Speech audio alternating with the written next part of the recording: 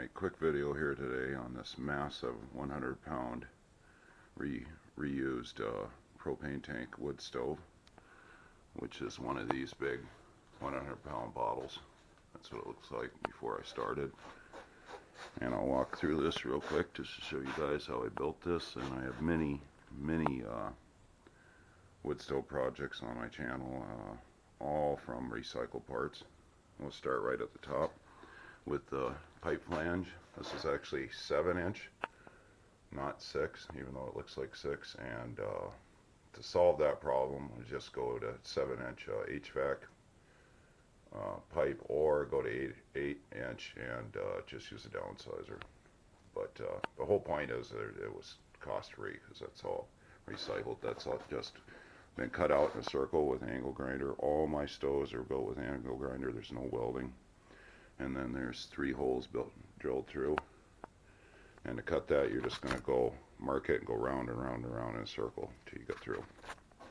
And if you need to see any videos on how to safely depressurize these and make them safe to cut and work on, you can watch some videos on my channel or on other channels. Do at your own risk.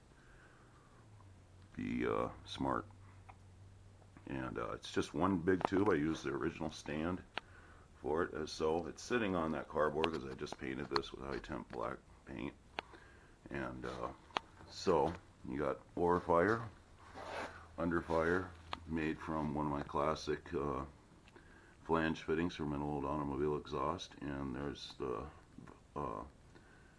valve control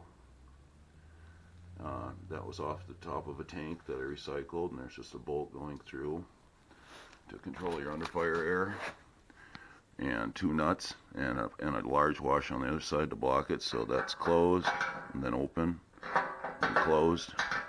Simple, dummy proof. I got a door made from an old compression tank that I hammered to match the angle on this so it closes up tight. Got an old door hinge. Got a piece of metal strap for my closing lever, and another piece of metal strap drilled to fit. Got a spring so I can open and close this when it's hot. There's my inside design.